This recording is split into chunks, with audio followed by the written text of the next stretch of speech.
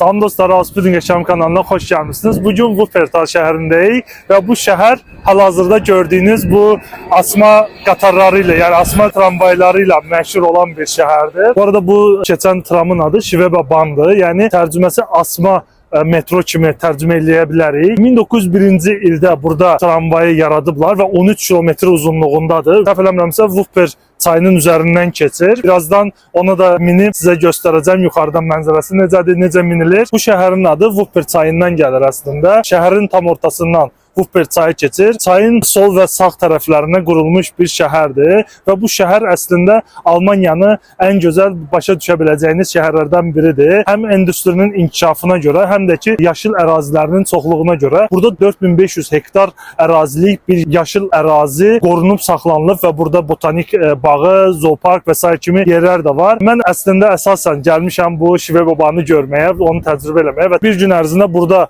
gəzməyə çalışacağam. Buranın görməli yerlərini sizə göstərməyə çalışacağım və videonun sonunda da bu şəhərdə yaşanarmı, yaşanmazmı, buradakı iş imkanları necədir, Auspuding imkanları necədir, çox qısa formada bunlar haqqında da danışacağıq. İndi gedək bu trama binək.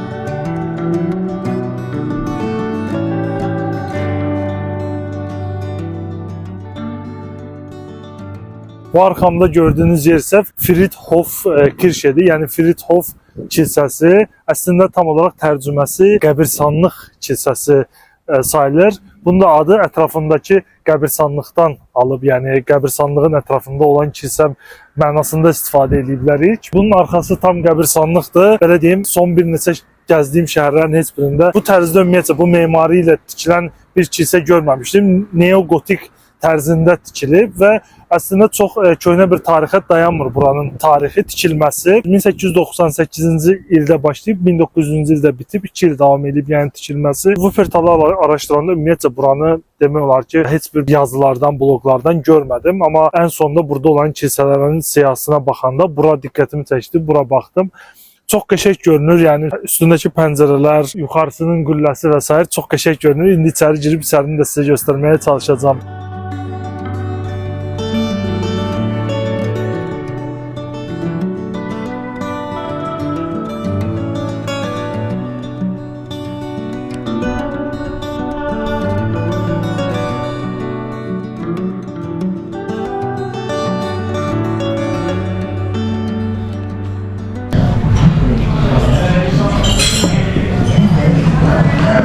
Geldim burada Bahnhof'un yani qatar stansiyasının düz yanında bir tane Napoli restoranı var. Yani İtalyan restoranıdır. Burada hem günorta olduğu için dedik hem yemek ye hem de çok qəşəng bir mənzərəsi var. Arkadan da Schwebebahn keçir ve buraya gələndə əgər istəsəniz burada bu formada yerler var oturabileceğiniz. Ama qabaqcadan rezerv eləməlisiniz. 50 euro da depozit qoymalısınız ona, ama biz içeride oturduk. Burada heç bir rezervasiyaya ehtiyac yoxdur. İndi yeməyə sipariş verdik, onu gözləyirik.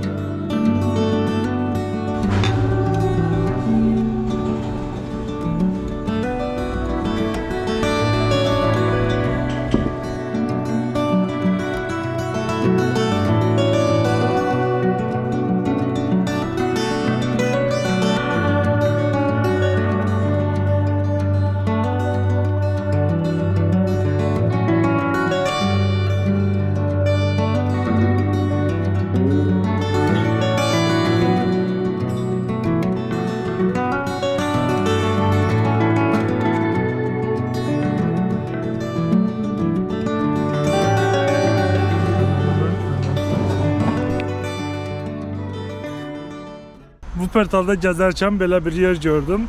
Əslində qabaqcadan xəritədə işarətləmişdim. Dedim gəlin buranı da görüm. Adı Lego Brücke'dir, yəni Lego körpüsü. Elə bildim ki, həqiqətən doğru Lego'dan yaradıblar da. Çünki Burada biraz fütüristik şey var, yani şvebban var misal üçün. Elə bildim ki, bunu da Legodan hazırlanmış bir körpüdür, amma gəlib gördüm ki, Legodan əsər əlamət yoxdur əslində. Sadəcə düz bir klaskadır. Buranın görməli digər yerlərindən biri budur. Əslində internetdə gördüm ki, turist falan çəkir yazıblar, amma burada heç bir turist görmədim, bir də məndən başqa. Nəysə belə, indi də gedim buranın şəhər mərkəzinə biraz gedib orada oranın Christmas marketına baxacağam. Görüm oranın Christmas marketi necədir. Daha sonra da bu şəhərdə yaşanarmı, yaşanmazmı, iş imkanları necədir, housebilding imkanları necədir, biraz onlar haqqında danışaq.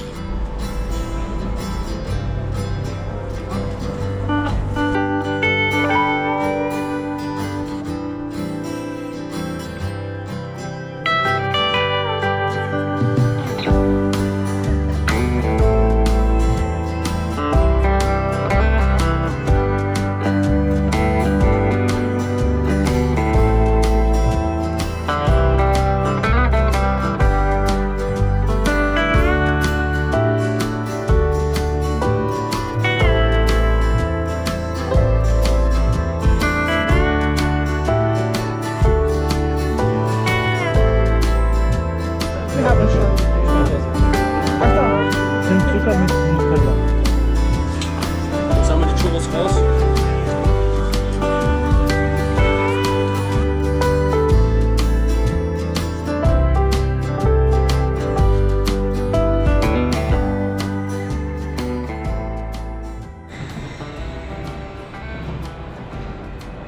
Wuppertal ilk baxışda çox insan üçün Almaniyanın ən cazibədar şəhərlərindən biri kimi görünməyə bilər. Bu şəhər əslində çox sakit, yaşıl və daha rahat həyat istəyən insanlar üçün uyğun bir yerdir. Wuppertal Almaniyanın ən yaşıl şəhərlərindən biri sayılır və böyük şəhərlərin stresindən biraz uzaqdır. Amma əsas sual budur: burada yaşamağa dəyərmi? Əgər sən housebilding düşünürsənsə və ya yeni gəlmisənsə, Wuppertal maraqlı bir seçim ola bilər. Çünki burada yaşam xərcləri daha münasibdir. Tələbələr üçün aylıq təxminən 700-1300 evro arası xərclə yaşamaq mümkündür. Yəni bu o deməkdir ki, böyük şəhərlərlə müqayisədə daha rahat həyat qurmaq olur burada. Lakin burada bir amma var. İş imkanları məsələsində Wuppertal biraz limitlidir. Buna görə də bir çox insan iş üçün yaxın şəhərlərə yönəlir. Xüsusilə Düsseldorf bu baxımdan çox önə çıxır. Orada daha çox şirkət, daha çox maaş və daha geniş karyera imkanları var. Yaxşı tərəfi isə odur ki, bu iki şəhər bir-birinə çox yaxındır. Qatarla rahat şəkildə gedib gəlmək mümkündür. Amma uzun müddətdə hər gün yol getmək insanı yorur və bu da həyat keyfiyyətinə təsir edə bilər. Yəni əslində seçim çox sadə bir sualdan asılıdır. Sən sakit və daha ucuz bir həyat istəyirsən, yoxsa dinamik və imkanlarla dolu bir şəhərdə yaşamaq?